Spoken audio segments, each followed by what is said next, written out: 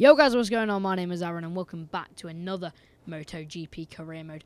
Today we are in round 4, or at round 4 in Jerez.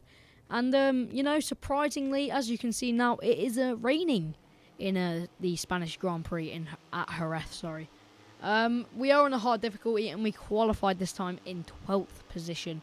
So, makes it a little bit more realistic. I think this is what I'm going to keep it on for the rest of the season. And I have actually got some pretty exciting news to talk about at the end of this video. I might need your guys' feedback or opinions, whether I should, you'll see later. I was meant to talk about it last video, but I completely forgot.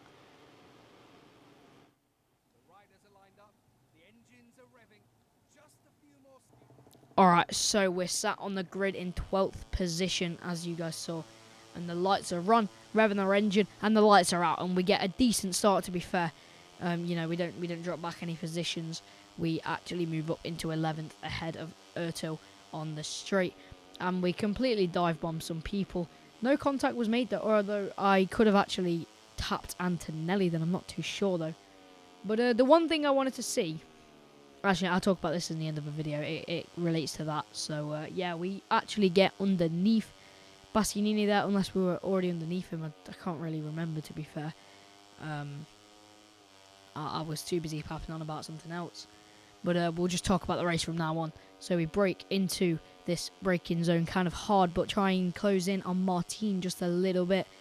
And we haven't got the greatest of drives out this corner. You see we're a little bit all over the place. I haven't actually got too much confidence in this Moto 3. Sorry, I don't know what I'm talking about. I haven't actually got too much confidence in the rain, although I did just kind of dive bomb Martin, but he unfortunately got us back. But hopefully we can gain a bit more confidence towards the end of the race. Obviously, we've got a 6-lap race at Jerez, and it is only the first lap, and I'm not feeling too confident in the wet, as it is the first wet race in this career mode. So we'll see what this has to offer. Do we get underneath Martin again? No, we don't. We're just going to keep on trying to chip away at this group. Obviously, it's got Martin.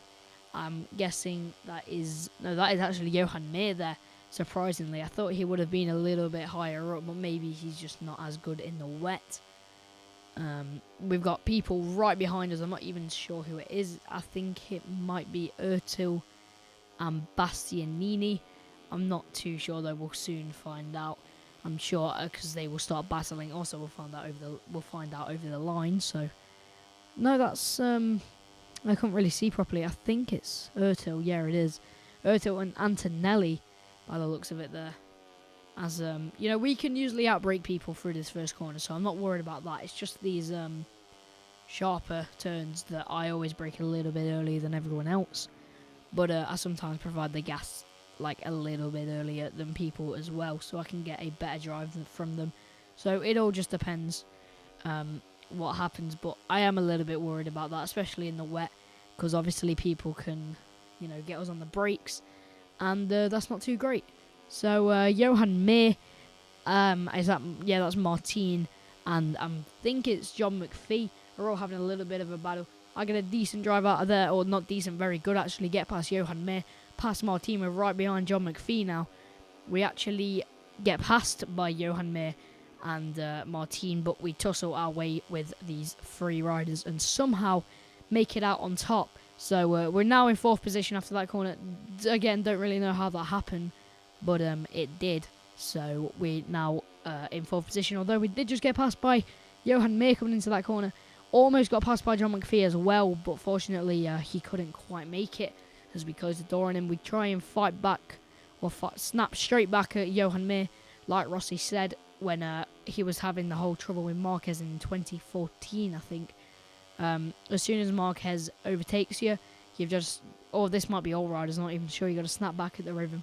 And we did, apart from then, I guess, we just made a huge mistake, went out into the grass, came on a little bit uncautiously as well. We actually hit Enea Bastianini as we use Antonelli's a little bit of a break there, so that's kind of banter.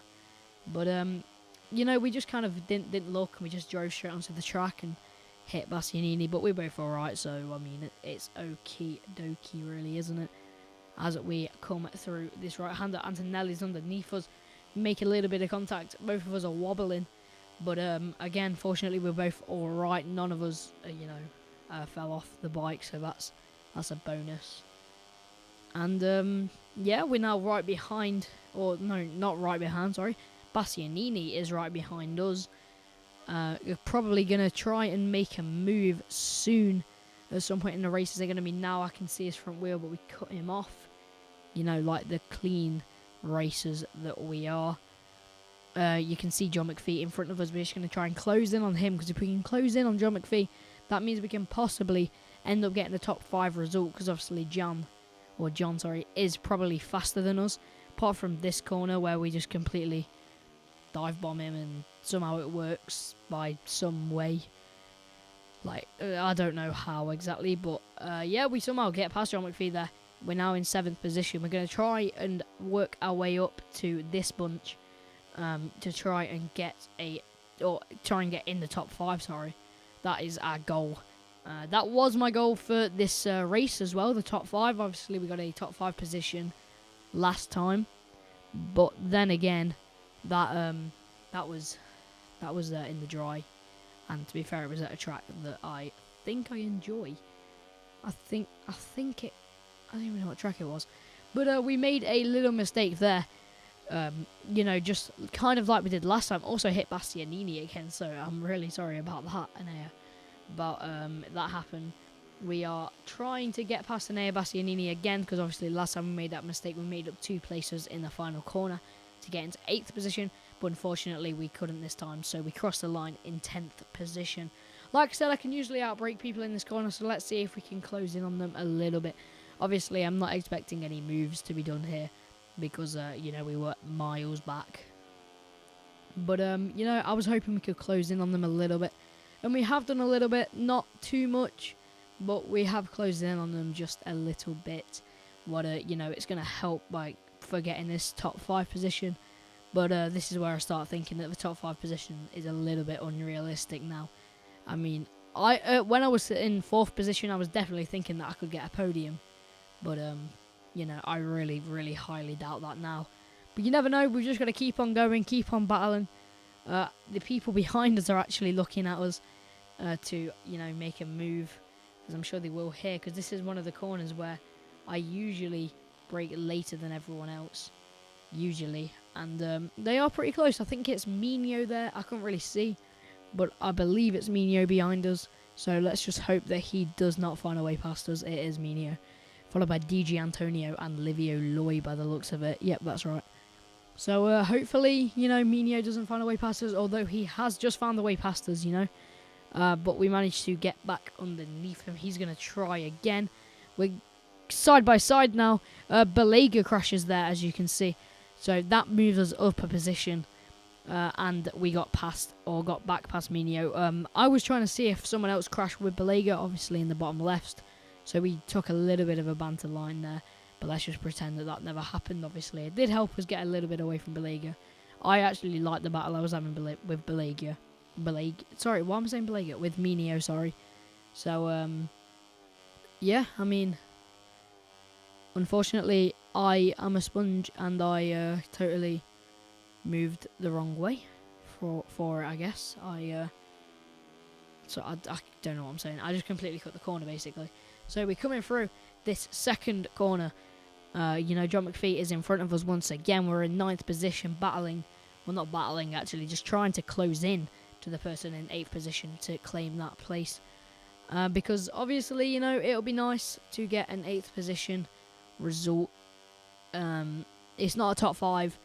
It's still a top 10. I mean, where I am now in 9th position is a top 10, but I would prefer to be a little bit higher than 9th position. 8th position, obviously, would like to be a bit higher, but 8th position will be fine. I'll be happy with it for now. So, yeah, we're just going to see what we can do. Like this corner, I definitely closed in on him a little bit. And we're going to go through this left-hander. And also, just carry on trying to close in. We've made a little bit of a gap between me and Mino. So we obviously do not want that gap to close. Because there's a group of 3 of them. And if they all get past then, that is me outside of the top 10. I keep having hiccups, so that's not fun, especially when I'm trying to do a voiceover. We got a little bit closer to John McPhee there, actually, so that is pretty good. But at the minute, nothing's really happening. We just sat in between Minio and John McPhee. It's a little Aaron sat. Well, it's not, I guess, but you know, we just sat in between these riders, not really doing much. You know, we come into this final corner, but we actually do take John McPhee. There was a little bit of contact, but we run a little bit wide. John McPhee takes us back. Luckily, Minio isn't right behind us, so I don't think he'll be able to power past us. As you see, Loy getting the better of Minio, although I think Minio actually came out on top. Yes, he did. We get past John McPhee once again, go around this right-hander, settle in 8th position, although we're side by side. I think we were there, but you know, we were on the inside, so we managed to get that position through there. But there is a right-hander here, what I think that John is going to look for, because a lot of other riders do, because I'm not the greatest at braking, and he does, but we get straight back at him. He tries to look underneath us, but we cut his nose off, so he is unable to do that. You see from this video, video, he is pretty close to us, and he's coming pretty fast to actually take us, and he gets us there. We get back underneath him, but run it a little bit wide and a little bit slow. He gets underneath us again, so we got some mad battles going on with me and McPhee. We try and get underneath him here, but just unfortunately get it all wrong. Have to brake, and Minio and Loy get past us. So unfortunately, that's our top 10 gone. But saying that, we just dive bombed Loy. Well, it wasn't exactly a dive bomb, but it was actually a really nice move on Livio Loy, and hopefully we're gonna be okay. That wasn't a nice move. That was just knocking both of them out of the way. But you know what? It works. We're into 8th position, so that is all we really care about on the last lap. Go through this right-hander where I usually make the mistake, and I made a bit of a mistake, but not as bad. So hopefully, and we do still stay in 8th position, and we come through this final corner, hoping and praying that nobody is going to be able to take us. You see that Minio was actually looking for it there, but we managed to stay or close in on the inside, so there was no room for him to get past. Hopefully, we've done 8th position. You see Minio trying to get us there, but fortunately, we took the 8th position in front of Minio and John McPhee, who got into 10th. So you know, we were in 8th. Wasn't as good as last time where we got a 5th position, but it was, you know, it was a good race for saying it's my first in the wet. So yeah, that's great. You know, and I also forgot to show you the championship standings, so we'll go ahead and do that now. If we go down to the standings to Moto 3, we'll have a look at the. No, we won't have a look at the constructors one. We'll have a look at the Moto 3 one. We are in 8th position, as I think we were last time. I think we've managed to hold our place on the championship for now. I would like a top 10 in the championship, as I'm sure I said last time. Also said last time, there's the constructors championship. So Honda is in front with KTM next. As I said, we were going to look at the MotoGP standings. So the Repsol Honda team is on top in the team rankings, with I think that was Movistar Yamaha in second. Constructors Championship, you know, again, Honda. And Marc Marquez, you guessed it, is on the top of the Riders' Championship. Maverick is second. Andrea is third. Dovi, sorry, I'm reading it wrong. Danny is in fourth. Valentino is in fifth. And Cal Crutchlow is in 6th position. Lorenzo in 7th. That's a little bit unrealistic. He's not doing great. Iannone in 8th. Johan Zarco and Folger in 9th and 10th. So that's the two Tech 3 boys. Sam Lowes is in last position, unfortunately, for the Brit. And so is Bradley Smith. You know, unfortunately, they're just the Brits on no points. You know, unfortunately, it's quite realistic. So, yeah, but, you know, Bradley is on the KTM that hasn't been fully developed yet. This is the thing I wanted to show you guys for... Well, no, it's not. I'm showing that we're going into Le Mans next time. This is the thing I wanted to show you. So, I just wanted to see if anyone was interested in Moto 2. But we've got all these teams interested in Moto 3. And if I were to join one, I would join the Sky VR46. Just because, obviously, it's Vale's team. I just love the look of the bike. I can't speak. Although I do like the Leopard bike, the Sky VR46 bike is actually very, very nice. And one thing I really wanted to see was, you know how, like, obviously Beliga is yellow, like, got the yellow number, and Mino's got the yellow number. I wanted to see if my number actually had the colour on the leather. So I gotta go, guys. See you next time. Goodbye.